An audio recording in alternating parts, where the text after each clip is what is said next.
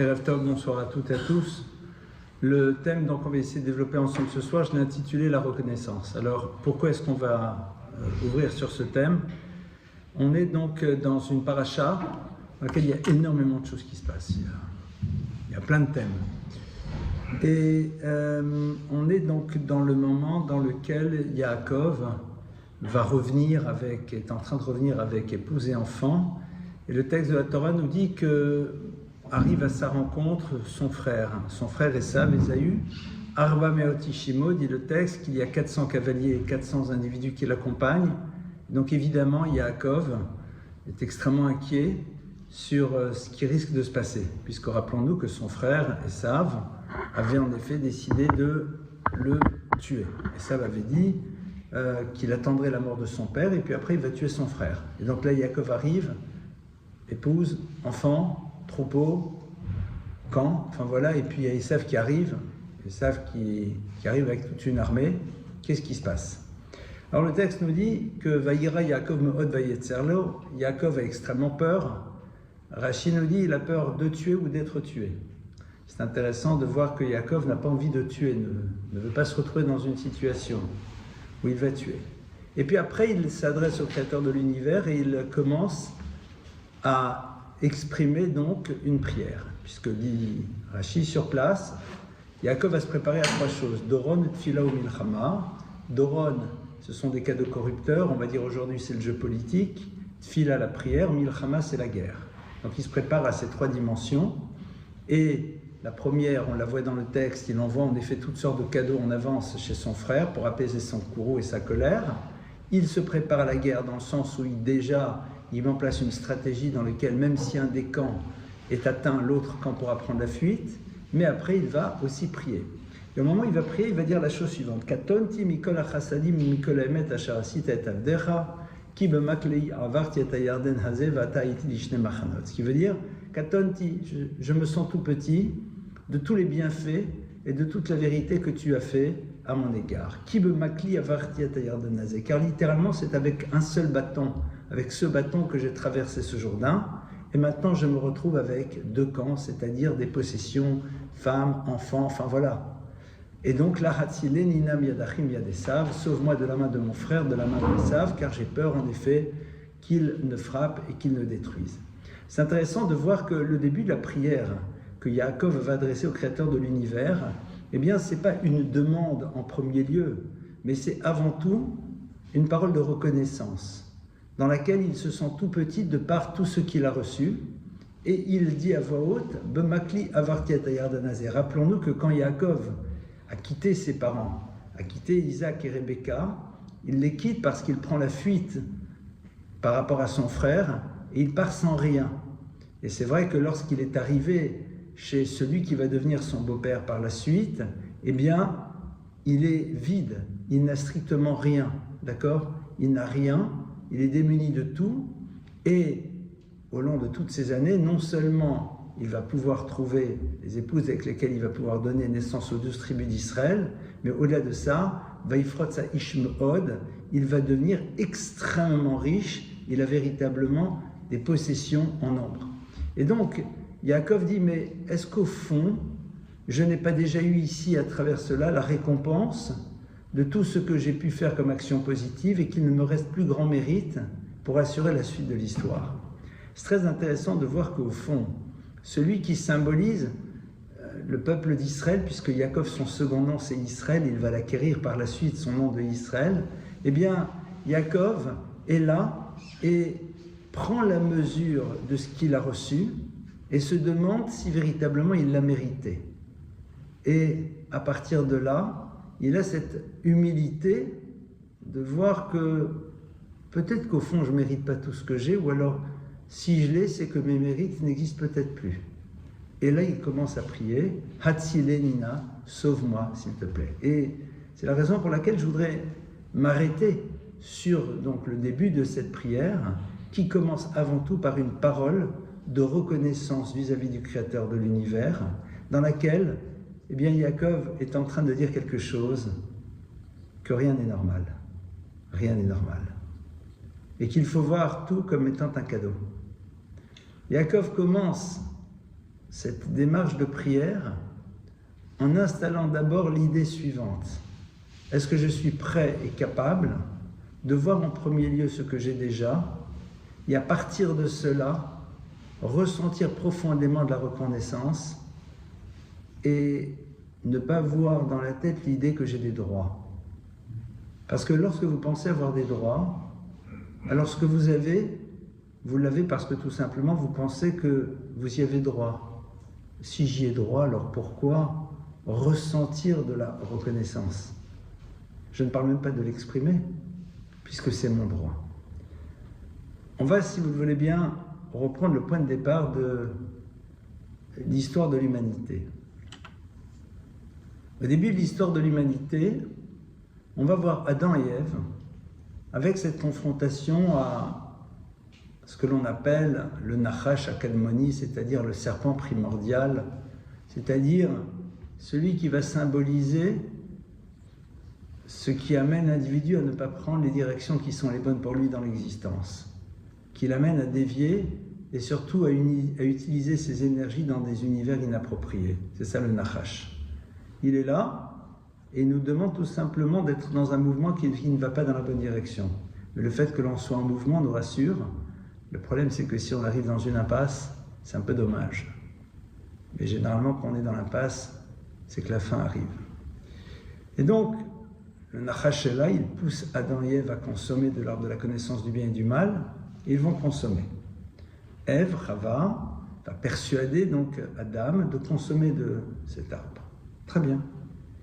Le texte nous dit que un peu plus tard, eh bien, va arriver après le déluge une génération que l'on appelle la génération de la tour de Babel. La tour de Babel, rappelez-vous, c'est la génération post-déluge.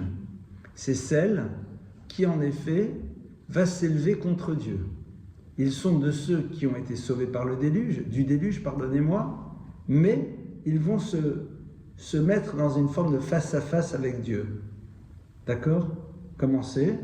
Eh bien, ils vont faire cette fameuse tour qui symbolise une civilisation qui se donne la liberté de donner à Dieu la place qu'elle désire, et à partir de cela, de le mettre un petit peu aux oubliettes de l'histoire. Et, je vous prie de m'excuser, le texte nous dit que lorsque cette génération fait cette fameuse tour, la fameuse tour de Babel, eh bien le verset nous dit « Vayered Hashem lirot et ha'ir vet hamigdal asher banu benei ha'adam » que Dieu est descendu voir cette fameuse tour, cette ville et cette tour qu'avaient construit benei ha'adam, les littéralement descendants de l'homme, mais pas de l'homme avec un petit h, avec un grand H, l'homme pronom défini. Si on traduisait mal, mais exactement mot à mot, ce serait les fils de l'homme, d'accord? Pronom défini. Et sur place, Rachi évidemment s'interroge et dit mais c'est quoi cette phrase, c'est quoi cette terminologie surprenante? Et Rachi nous dit oui, pour bien insister sur le fait qu'ils sont entre guillemets les dignes descendants du premier humain, qui a fait preuve d'ingratitude vis-à-vis du créateur de l'univers, et eux aussi font preuve de la même ingratitude. Alors, la question qui se pose, c'est la suivante. Que eux aient fait preuve d'ingratitude, on est bien conscient. Pourquoi? Parce qu'ils sont la génération qui a été délivrée du déluge, qui a été sauvée du déluge, et après avoir été sauvée du déluge, on les retrouve à s'opposer à Dieu. C'est quand même moyen. Par contre, en quoi Adam a-t-il fait preuve d'ingratitude? En quoi est-ce qu'il a fait preuve d'ingratitude? Alors le texte nous dit parce qu'il a dit à Dieu, mais oui, mais c'est la femme que tu m'as donnée qui m'a poussé à consommer. Super, c'est pas de l'ingratitude, c'est de la dénonciation. C'est d'autres mots pour désigner ce type de posture. En vérité, non. C'est de l'ingratitude, disent nos maîtres. Pourquoi? Parce qu'au fond, Adam a oublié tout ce que Ève lui avait apporté. Le fait de ne pas être conscient de tout ce que l'autre nous apporte, ça s'appelle déjà de l'ingratitude. Et donc, évidemment, la seule chose que tu vois, c'est ce que l'autre t'a posé comme problème. Oui, c'est vrai qu'elle t'a proposé. Mais c'est le même principe. C'est-à-dire que la plupart du temps, pour nous, on pense que la notion de reconnaissance, eh bien, c'est quelque chose qui va s'exprimer par rapport à quelque chose de particulier, d'extraordinaire. Or, le terme de reconnaissance veut bien dire ce qu'il dit, c'est-à-dire reconnaître, connaître à nouveau. C'est-à-dire que la chose, elle est là, mais tu connais à nouveau, c'est-à-dire tu te donnes les moyens de prendre la mesure de cette chose qui est là et de prendre conscience de ce qu'elle représente pour toi. Tout le travail de Adam, au fond, ça aurait dû être quoi? De réussir à prendre la mesure de ce qu'Ève apportait, de le ressentir profondément pour que par la suite, il ne limite pas Ève juste à ce moment-là. Au fond, la reconnaissance, c'est la base de la relation. Pourquoi? Parce que s'il n'y a pas de reconnaissance, alors de manière évidente, n'émergeront que les éléments qui te posent problème. Car ainsi est fait la nature humaine, comme dit le Roche, Darkan chez la briotte, le galot et tarot, le chassot et atovot, la nature profonde de l'être, c'est de révéler en premier lieu ce qui ne va pas et de recouvrir ce qui va. Et donc au fond, on est dans une impossibilité relationnelle. Ça veut dire que l'idée de la reconnaissance, c'est quelque chose qui est fondateur pour créer un monde de relations. Parce que dans toute relation au monde et à l'autre, il y aura toujours un élément dysfonctionnel. Il y aura toujours quelque chose qui ne va pas, il y aura toujours quelque chose qui ne correspond pas à ton attente, légitime ou pas d'ailleurs. Et donc à partir du moment où cet élément fait immanquablement partie de l'histoire, la question est de savoir comment tu continues l'histoire. Parce que si je ne vois l'autre qu'à travers le prisme de la difficulté qu'il me pose ou du manque qui est le sien, j'ai pas envie d'être encore dans cette relation. Donc la notion de reconnaissance, elle est là comme étant préambule à un désir de relation. Ce qui me révèle que je veux que la relation existe, c'est le fait que j'installe ce principe de reconnaissance pour pouvoir être sûr que la relation va continuer, et ce, même lorsqu'émergeront des éléments qui peuvent poser une difficulté à l'intérieur de celle-ci. Le reproche qui est fait à Adam, c'est quoi au fond?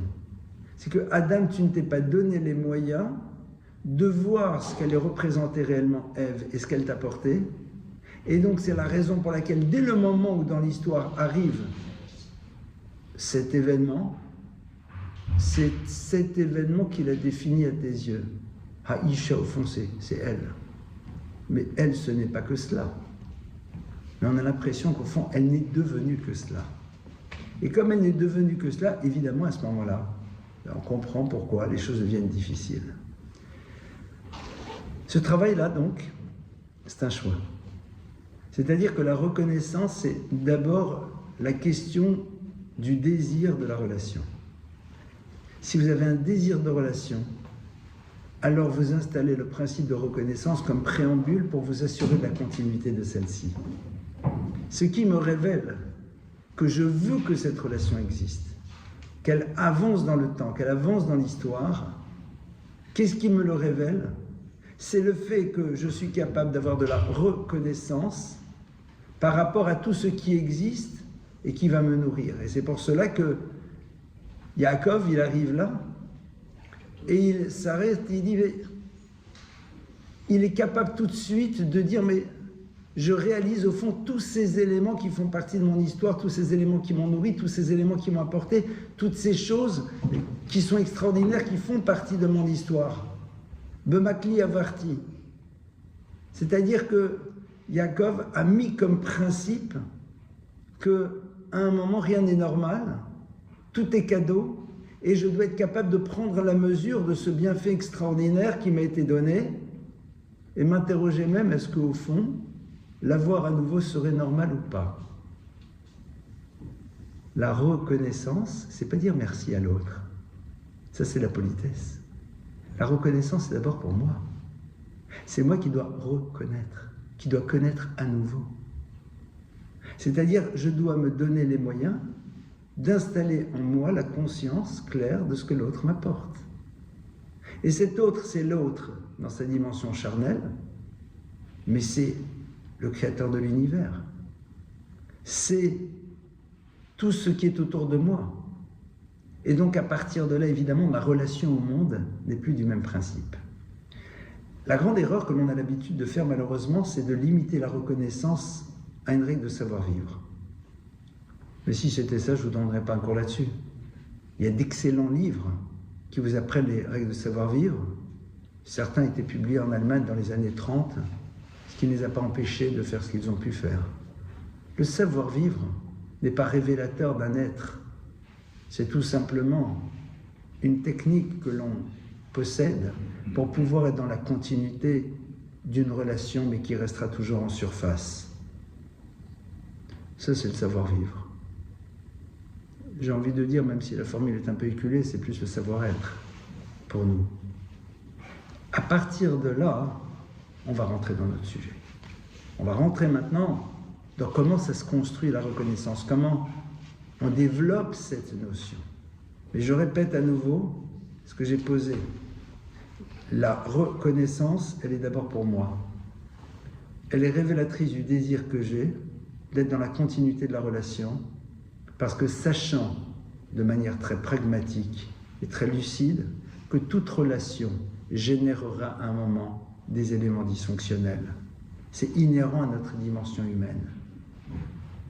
Faire ce travail de reconnaissance, c'est-à-dire me donner les moyens d'enregistrer en profondeur la totalité de ce que l'autre m'apporte, c'est parce qu'au fond j'ai envie qu'au moment où les éléments qui posent problème émergeront dans l'histoire, ils se dilueront à l'intérieur de cette réalité positive. Ça ne veut pas dire pour autant qu'on n'en discutera pas. Ça ne veut pas dire pour autant qu'on n'en parlera pas. Ça ne veut pas dire pour autant qu'ils ne devront pas créer un échange dans le but d'améliorer ou de faire disparaître ces éléments dysfonctionnels, évidemment. La dilution, c'est une manière d'être dans la continuité de la relation. Ça ne veut pas dire pour autant qu'évidemment on ne va pas s'y confronter. Et ça, c'est au fond le premier mot qu'un juif dit tous les matins. Le premier mot qu'un juif dit tous les matins, c'est quoi? C'est modé, moda pour une fille, modé pour un garçon. Modé ani lefanecha melech hayv vekayam que quoi? Shechezarta bi nishmati b'chemla virgule rabba emunatecha. Traduction. J'exprime ma reconnaissance devant toi, créateur de l'univers. Echezarta bi nishmati, tu m'as ramené mon âme. Rabba emunatecha, grande est la foi que j'ai en toi. Intéressant de constater que les premiers mots que tu prononces le matin, j'ai envie de dire la tonalité que tu vas donner à ta journée, c'est les moyens de prendre la mesure de quelque chose qui était du domaine de l'évidence, mais entre les 10 ans, tu réalises encore mieux ce qui se passe. Je vis. Dis à un moment, Yov, Maïtonen Adam Chai, de quoi se plaint l'humain lorsqu'il vit déjà. Alors bien sûr qu'on préfère que notre vie se conjugue au plus que parfait, mais la vie c'est extraordinaire. Pourquoi on fait ça? Parce qu'on va rencontrer une journée avec ces petits désagréments, pas énormes, mais normal quoi. Je n'ai pas trouvé exactement la paire de chaussettes que je voulais. Ils n'ont plus le pain au chocolat avec le double chocolat. Et le désagrément, c'est pas un drame. Hein. C'est zut, j'ai loupé le métro. Bon, c'est la ligne 14, ça va venir dans 2 minutes, mais bon. Oui, c'est-à-dire. Mais bon, ça t'embête. D'accord? Tous des petits désagréments comme ça. On en a moins si on n'a pas déjà un programme trop figé sur la manière dont devraient se passer les choses. Quand tu vas acheter à la boulangerie cachère de quoi te sustenter, tu sais que tu auras de quoi manger. C'est extraordinaire. Nos parents ont fait partie de l'univers dans lequel on ne savait pas s'il y aurait encore à manger là-bas. On allait à la boulangerie, mais on ne savait pas s'il y aurait. Toi, tu es sûr qu'il y aura. Ah, il n'y a pas exactement le millefeuille à la vanille. Comme on dit en yiddish, nicht gefährlich. We will survive. On pourra survivre.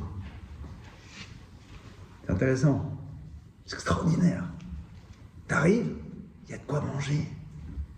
Et tu as même le choix. C'est extraordinaire. D'accord? Ça, c'est le moderni de tous les jours. Ce moderni-là, il est fondamental.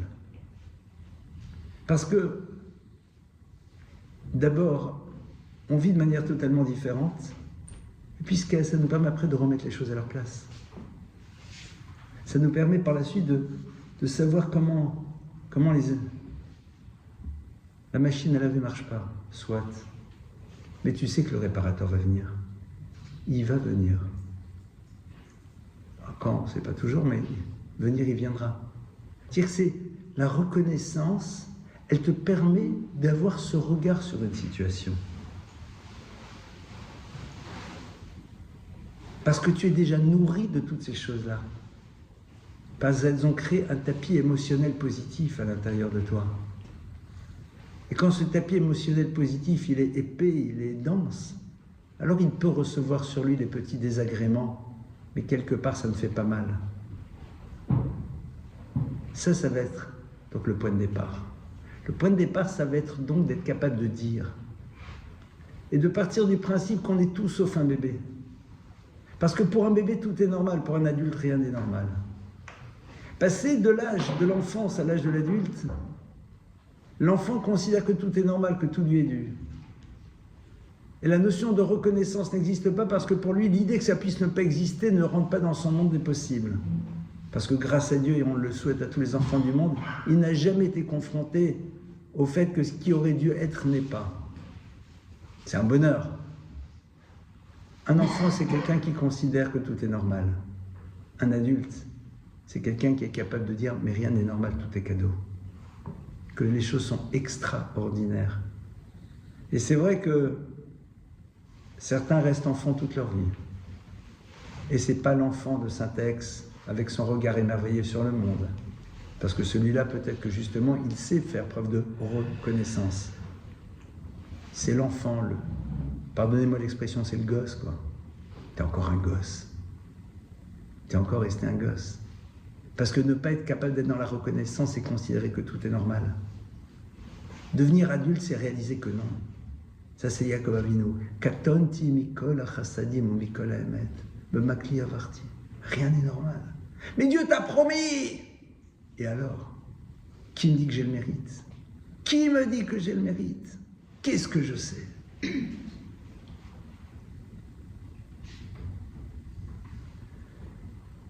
Ça, il faut commencer à l'installer chez nous, de manière ultra concrète. Et c'est vrai que tous les matins, on vous donne les moyens, on nous donne les moyens de l'installer. Vous savez comment ça s'appelle?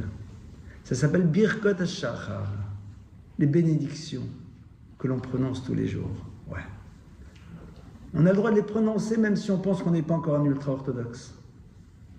Parce qu'il ne faut pas à un moment décider que le jour où je serai religieux, alors dans ce cas-là, ce jour-là, je commencerai à prier Dieu. Parce que Dieu, il te donne la vie. Ce n'est pas une affaire de religion. Souvent, malheureusement, on confond la prière avec une histoire de religion. Non. La prière, c'est le rapport que tu as au quotidien. C'est le souffle du lien. Et ça, tu dois l'exprimer. Peut-être parfois avec tes mots, parce que tu ne sais pas encore lire en version originale. C'est pas grave. Tu peux faire du sous-titrage. Aujourd'hui, on voit que même dans les films, ils le font très bien, alors tu peux le faire toi aussi.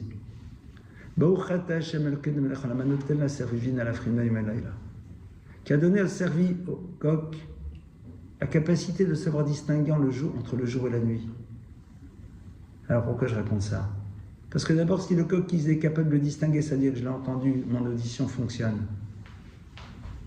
Et après, au fond, l'animal sait faire la distinction. Donc moi, je dois me poser la question, la nuit c'est fait pourquoi, le jour c'est fait pourquoi? Et quand les nuits sont longues, à quoi dois-je les utiliser? Est-ce que je les utilise pour les bonnes raisons? Quand tu n'as plus besoin de sortir le soir, tu peux accéder au savoir plutôt qu'à Netflix. Tout simplement. Juste avant, on va faire la bracha d'Asher Yatzar, puisque le matin, quand on se lève, généralement, la physiologie de l'être fait que généralement, on a des choses évacuées de son corps. On va se laver les mains. On va dire Asher Yatzar et Adam B'Chochma. Béni sois-tu le Créateur qui a façonné l'être humain, B'Chochma, avec une sagesse absolue. Ou Barabo, et tu as créé à l'intérieur de l'humain. Nekavim, chalulim, chalulim. Pardonnez-moi de donner cette traduction un peu rapide. Un réseau de tuyauterie et de plomberie absolument hallucinant. Je crois que ça se compte en centaines de kilomètres si on prend tous les mêmes plus. Si on prend tout, les capillaires, les réseaux, enfin tout ce qui transporte, tous ces échanges. Hallucinant, l'usine qui fonctionne à l'intérieur. Galou veyodu anifne kisekovedecha. Les choses sont claires devant le trône de ta gloire. Shemi pater echan isatem echan mem. Que si un de ces orifices s'ouvre de trop ou se ferme, Yefchar litkayem belamod lefanecha, on ne peut plus rester devant toi. Et on ne parle pas juste que des orifices au niveau de la digestion, mais de tout. On sait le drame d'une aorte qui se bouche, on sait le drame d'une veine qui éclate. Baruch ata Hashem rofer chol basar umafli la'asot. Béni sois-tu Créateur, qui guérit toute chair. Umafli la'asot, et qui fait des choses pélées. Pélées, c'est extraordinaire. C'est quoi la dimension extraordinaire? 19 mètres. C'est qu'au moment où tu prononces ces mots, tu les prononces parce que tu disposes dans la tête d'1 kilo de viande, ou de moins même. Tu as 850 grammes de viande. C'est de la viande. C'est ton cerveau. Là, à l'instant que je vous parle, est-ce qu'on sait toutes les connexions qui se passent, qui nous permettent de voir, d'entendre, de percevoir, de ressentir, de continuer à faire de... Mafli, c'est pélé. Si on commence à nous décrire tout ce qui est en train de se passer dans le cerveau au moment où on parle, on est halluciné. Tous les matins, on reprend la mesure, c'est ça la reconnaissance. Je connais à nouveau, je prends la mesure. Et évidemment, à partir du moment où je prends la mesure, j'apprécie. Et après, je me pose la question, comment vais-je l'utiliser? Parce que le début de la reconnaissance, le point de départ, la reconnaissance, pardonnez-moi, c'est le point de départ d'une interrogation. Parce que si je connais à nouveau, je prends la mesure de ce que j'ai, alors dans un second temps, je ne peux pas m'empêcher de me poser la question, et à quoi je l'utilise? Parce que si demain on m'offre une voiture, alors je dirais merci beaucoup monsieur et je prendrai la mesure, je dirais c'est génial, j'ai une Ferrari, mais pourquoi j'ai une Ferrari? Ça sert à quoi une Ferrari? Pourquoi j'ai une Ferrari? Pourquoi? À quoi ça sert? Pourquoi on me l'a disposé? Pourquoi on l'a mise à ma disposition? Quelqu'un vient et te donne un appareil photo. Pourquoi je l'ai? À quoi il sert? Avoir des paysages merveilleux ou avoir des choses et à enregistrer sur la pellicule des choses immondes? L'appareil photo de l'être, ce sont ses yeux. Ça a été donné pourquoi? Pour voir la beauté des choses, les points positifs que l'on découvre chez les gens, les spectacles beaux et extraordinaires qui nous élèvent, ou de voir tous les immondices qui sont présents dans l'univers. La reconnaissance, c'est le point de départ d'une interrogation. Et c'est pour ça qu'on n'a pas envie de se poser la question de la reconnaissance, parce que quelque part, ça nous amène à poser cette question et on n'a pas envie de se la poser. Parce que souvent, la réponse ne sera pas à la hauteur, on n'a pas envie d'être à la hauteur de l'exigence que crée la question. On va continuer. On va continuer dans le monde maintenant des relations. Sur cette notion de reconnaissance qui, comme on l'a vu, est le point d'entrée d'un désir relationnel. Parce que si je développe la reconnaissance, c'est que j'ai envie que la relation continue parce que j'ai envie de voir tout ce qui va pour être sûr que le jour où quelque chose ne va pas, la relation continue. On le fait vis-à-vis de Dieu. On le fait vis-à-vis d'Hachem. C'est ces premières bénédictions du matin que je vous engage à dire. Aujourd'hui, je me sens de dire, mais au fond, à un moment, il ne faut pas avoir peur de dire aux gens, vous savez, il faut le faire. Parce que nos ancêtres l'ont fait. Parce que vos parents l'ont fait, vos arrière-grands-parents l'ont fait. On ne peut pas invalider. On ne peut pas dire qu'ils se sont plantés. On ne peut pas dire au nom d'une forme de liberté qui est beaucoup plus liberticide que quelque part, on se déconnecte de ce qui a été à l'origine de la continuité du peuple juif. Surtout si on ne sait pas de quoi on parle. N'ayons pas peur. À un moment, il ne faut pas avoir peur de se dire, mais on s'inscrit. Et pourquoi on ne veut pas?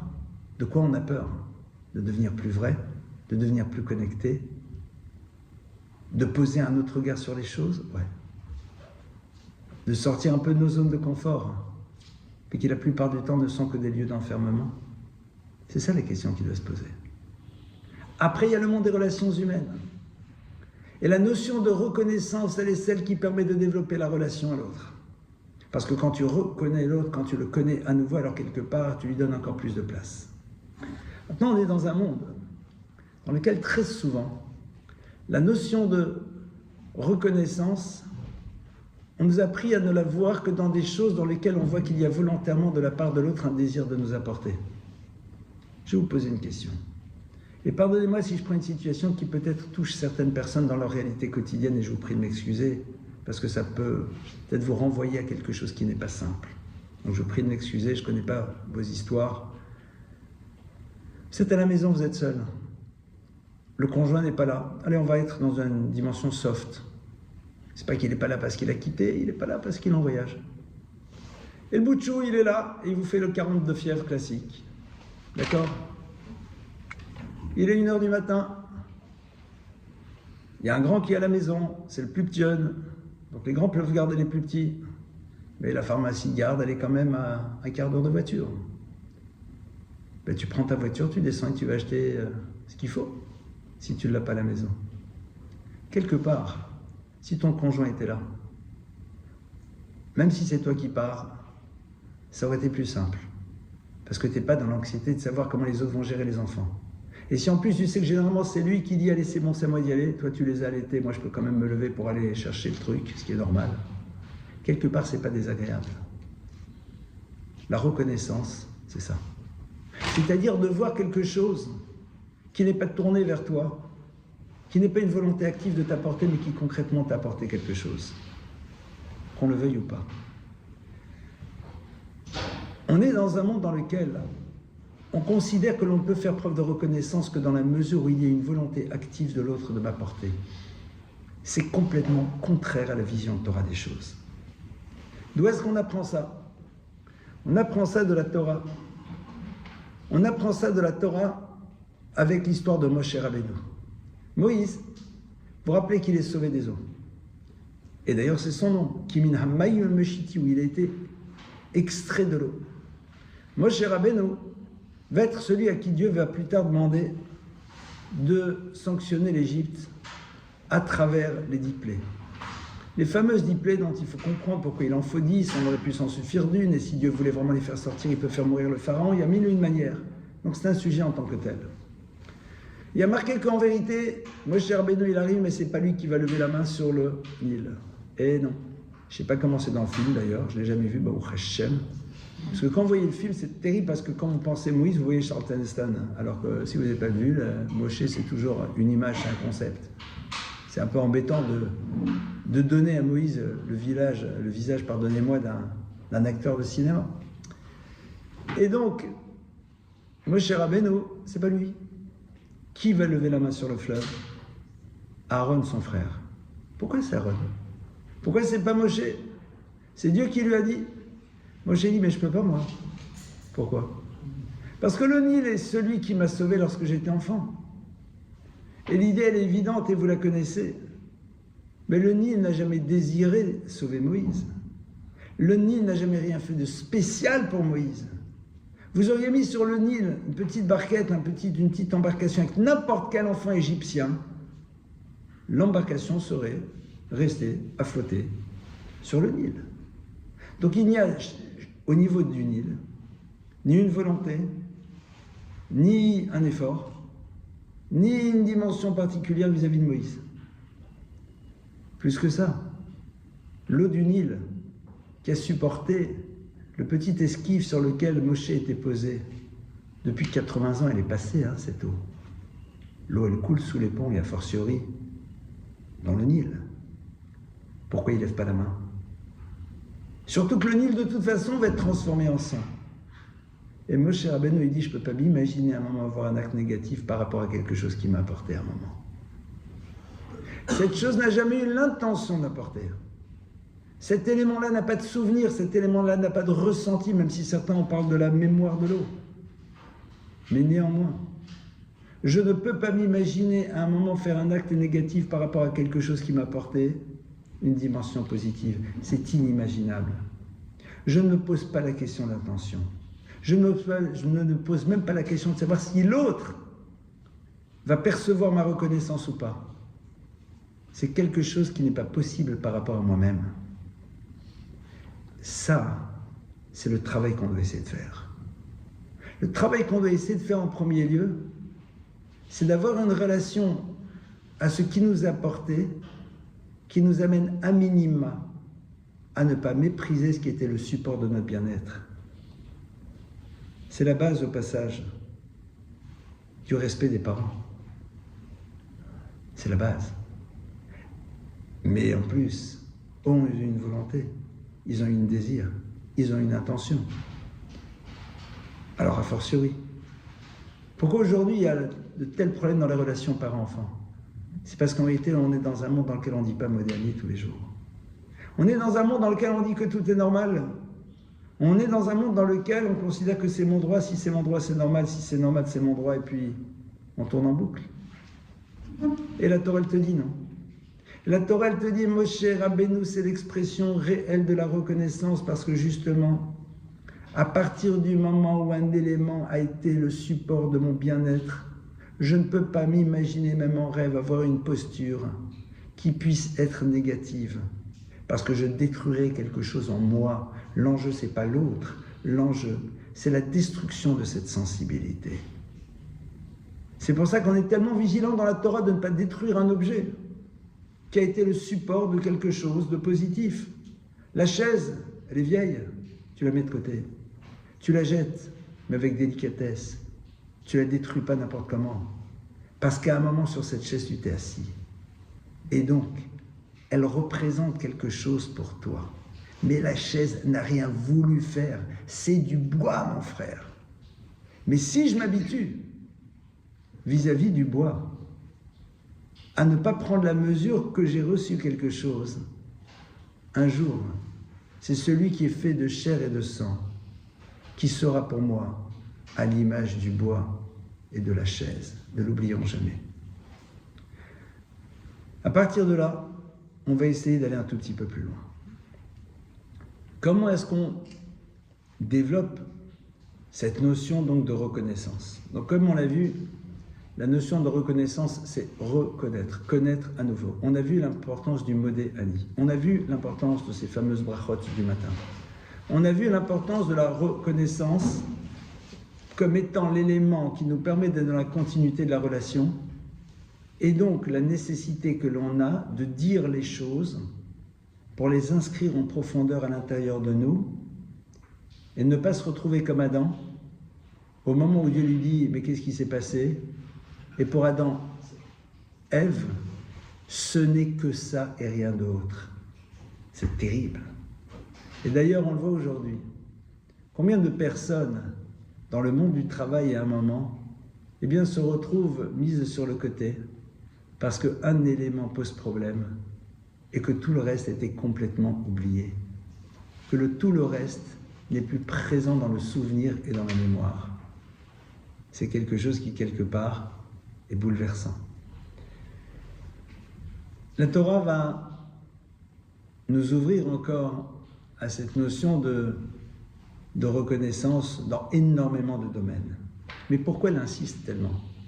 Parce que nos chachamim disent Kol hakofer betovato shel chavero, le sof kofé betovato shel Akadosh Baruch Hu. Tout celui qui n'arrive pas à faire preuve de reconnaissance par rapport à ce que l'autre lui apporte, un jour fera la même chose vis-à-vis du Créateur de l'univers. Considérer que tout est un droit, que tout est normal, n'est qu'un système au fond pour ne pas avoir besoin de ressentir de la reconnaissance vis-à-vis du Créateur. C'est la raison pour laquelle on a créé les manuels de savoir-vivre, pour se débarrasser des choses en disant merci beaucoup, c'était super, vraiment on a beaucoup apprécié, et on s'arrête là. Alors, pour réussir à cela, eh bien, la Torah va nous donner une mitzvah. Une mitzvah qu'on accomplit qu'en Israël, mais qu'on va pouvoir retraduire quand même dans nos réalités à nous, même si nous ne sommes plus sur la terre d'Israël. Cette mitzvah, vous la connaissez, c'est la mitzvah des bikurim. Les bikurim, c'est quoi? C'est l'obligation que l'on avait amenée, d'amener les prémices des fruits au temple de Jérusalem. Et on devait les amener dans un faste assez incroyable. Il y avait vraiment une fête, c'était extraordinaire. Quand vous lisez les textes, c'était vraiment une ambiance. Comme dirait l'autre, quelle ambiance, quoi. C'était extraordinaire. On arrive au temple de Jérusalem avec les quelques fruits que l'on a récoltés, qui sont les premiers fruits. Et là, on a l'obligation de dire à Vot Arami Oved David de se rappeler de toute l'histoire que nous avons vécue. Et on est devant le prêtre.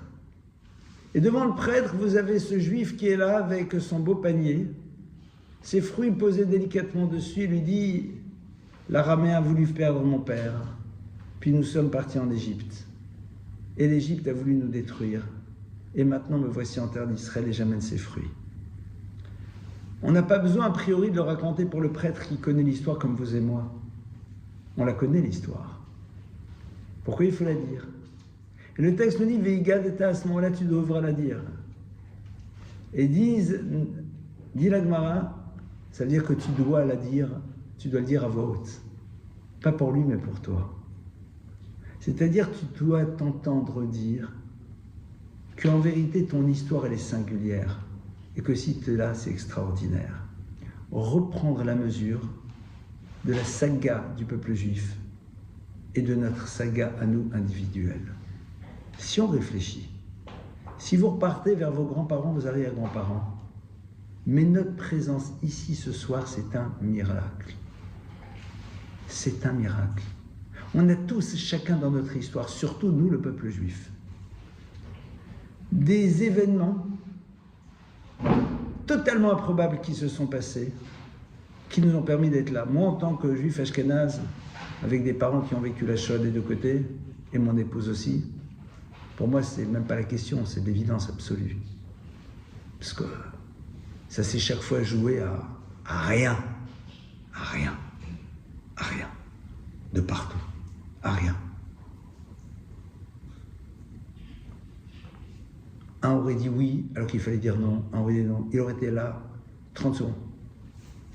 La grand-mère de ma femme, elle est avec ma belle-mère, Zichona Livracha, dans les bras. Elle est à Anvers, il y a une rafle. Elle est avec son bébé. À la maison, il y a le mari, il y a tout le monde. Elle fonce dans un magasin et elle dit en flamand à la crémière, je ne sais pas c'est qui, je vais dans l'arrière-boutique, vous ne dites pas que je suis là. Elle est folle. L'autre dit, t'es mignonne, toi. Les Allemands rentrent dans la boutique. Elle est dans l'arrière-boutique avec son bébé. Il y a tellement de monde à vérifier qu'au bout d'un moment, les Allemands en mari sortent et ils ne vont pas explorer l'arrière-boutique. Et l'autre, elle dit rien. Et j'ai le bonheur d'être là avec mon épouse. Tout simplement.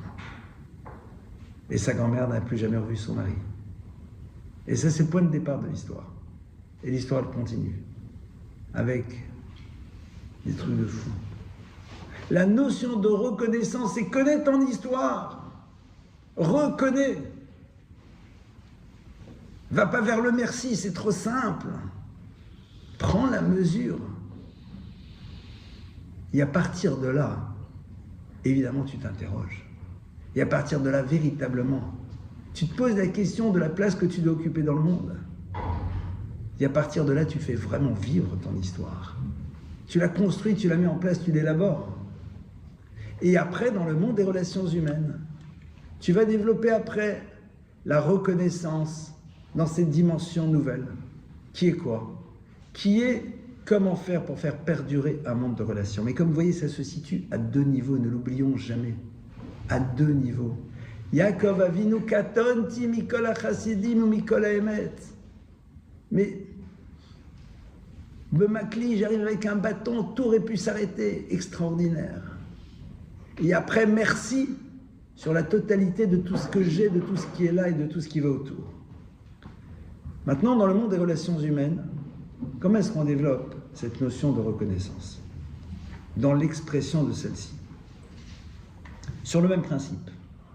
Le premier point, c'est de ne pas attendre que l'autre réagisse pour prendre la mesure de ce que l'autre est.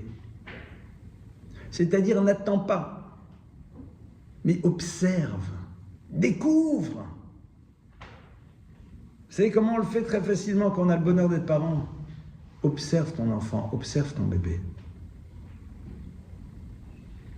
Quel miracle, c'est extraordinaire. Quel bonheur, quelle chance. C'est génial, c'est exceptionnel. Mais tu fais la même chose avec ceux qui sont autour de toi. C'est-à-dire la reconnaissance ne va pas commencer quand l'autre va apporter, mais le fait que l'autre est, il t'apporte. Et j'ai donné cet exemple un peu trivial que l'autre t'apporte parce que s'il n'était pas là, tu serais obligé de te bouger. Et à 3 h du matin, c'est pas rigolo. Et il m'apporte quoi cet autre quand je l'observe? Il m'apporte en premier lieu le fait que de par sa présence à mes côtés, que dans la rencontre que je fais avec lui, quelque part, il m'aide à ne pas tomber dans ce qui est l'échec de l'humain, c'est-à-dire de quelqu'un qui n'existe que pour lui-même. Parce que la présence de l'autre, c'est avant tout une proposition qui m'est faite sur ce que je peux lui apporter. Merci de me donner les moyens de m'inscrire dans ce qui est censé l'être l'humain.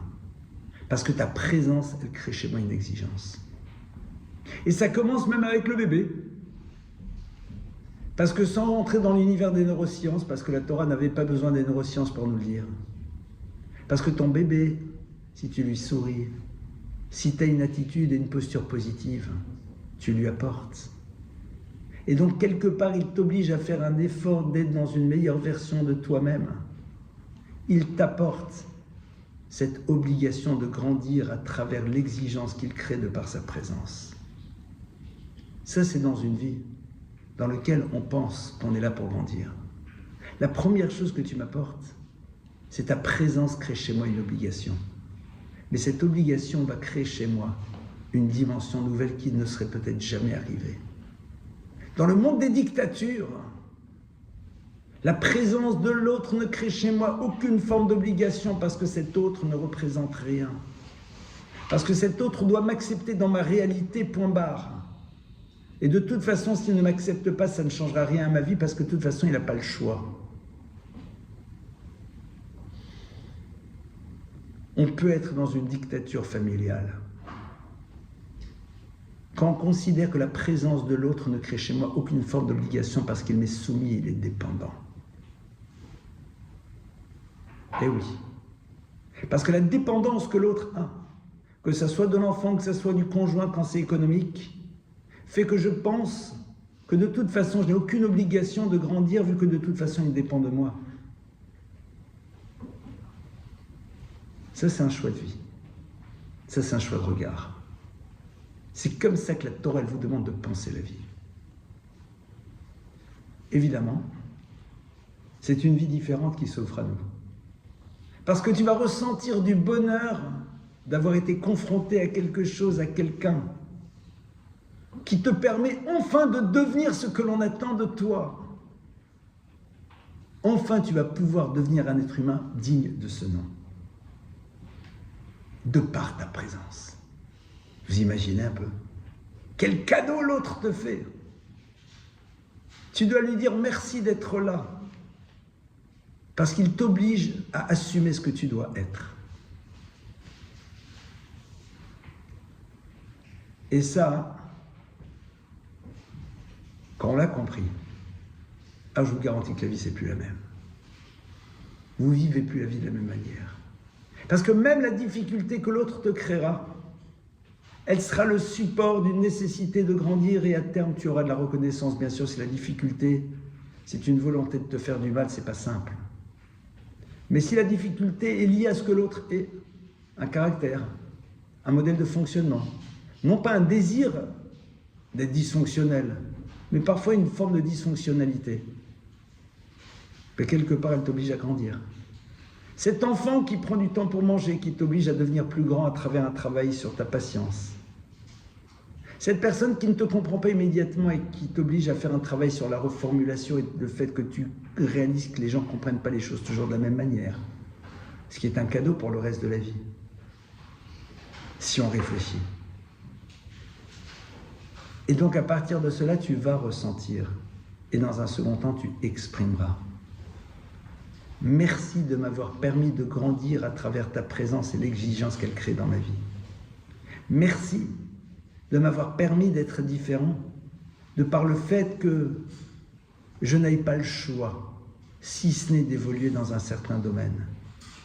Alors, a fortiori, quand l'autre, il est là, il t'apporte objectivement parlant des éléments positifs. Il te donne un savoir, il te donne une connaissance, il t'ouvre à quelque chose. Ne serait-ce qu'à travers son exemple, ne serait-ce qu'à travers ce qu'il est. Si tant est que tu as décidé de voir dans l'autre la source d'un apprentissage et d'une connaissance nouvelle. Et si en plus l'autre te donne des outils, mais quelle joie! comprenez que un monde qui se construit de cette manière, évidemment, ne peut être qu'un monde apaisé, parce qu'on est dans un aller-retour systématique dans les relations. Évidemment, ça demande une chose, de repenser à ce que sont nos références.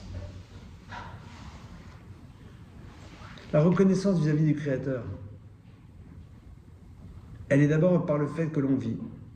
Mais regardez, Shabbat qui est un moment tellement important, tellement fondamental, tellement capital, c'est pas juste un kidouche vendredi soir. Shabbat m'a obligé à prendre conscience et m'a fait découvrir qu'au fond, je pouvais changer mon rythme. Je pouvais vivre et survivre sans savoir ce qui se passe dans le monde pendant 25 heures. Je pouvais à un moment me débarrasser de la nécessité du travail et retrouver un autre regard sur la vie. Quel cadeau! Shabbat m'apprend que je peux revoir l'autre, le redécouvrir. C'est extraordinaire. Alors que les gens voient dans le Shabbat souvent une somme d'interdits, des difficultés.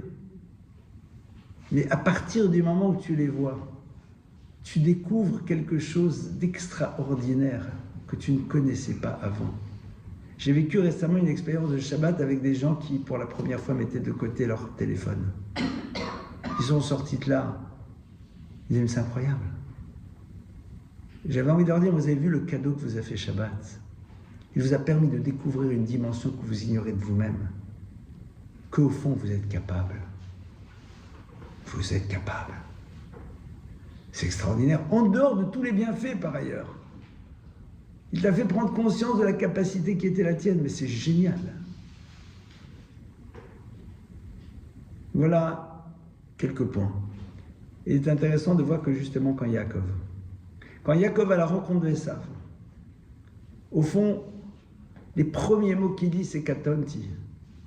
Il dit au fond, je prends la mesure, j'ai cette dimension de reconnaissance. Et c'est la raison pour laquelle, quand après il va découvrir Esav et que Esav ne sera pas belliqueux comme Yaakov en avait peur. Et que Yaakov lui dit, voilà, je vais te donner encore des cadeaux. Et ça lui dit, non, c'est bon, ça va. Achi, que reste avec toi ce que tu as, Yeshlirav, j'ai beaucoup. Et Yaakov, il est en face, il dit que Hanani Elokim, il parle à Esav de ce qu'il a dit, Hanani Elokim, Dieu m'a eu pitié de moi. V'chi yesh li kol. Yesh li kol. Yesh, il y a li pour moi, kol, tout. J'ai tout. Maïtonen Adam Chai, de quoi je me plains, je vis. Mais en plus, je suis marié, j'ai des enfants. J'ai de quoi les nourrir. Mais c'est extraordinaire. Alors bien sûr, si l'appartement est plus grand, on n'a rien contre. Bien sûr, si tu peux mettre un petit peu plus de beurre sur le pain, tu n'as rien contre. Mais yesh l'ikol, c'est parce que tu as de la reconnaissance. C'est pas une vision un petit peu comme ça de celui, mais non, on va des rétro-satanas de ces consommations du monde, pas du tout. Comme il est très riche, mais il dit, mais j'ai tout ce qu'il faut. Il n'y a rien de pire que celui qui n'est pas capable d'être dans la reconnaissance, qui a besoin de consommer encore pour se donner l'illusion de vivre. Ça, c'est un petit peu ce que la Torah nous propose de développer de manière ultra concrète dans la réalité de notre quotidien à chacune et chacun d'entre nous. Voilà ce que je voulais partager avec vous ce soir. Et maintenant, à vous les questions.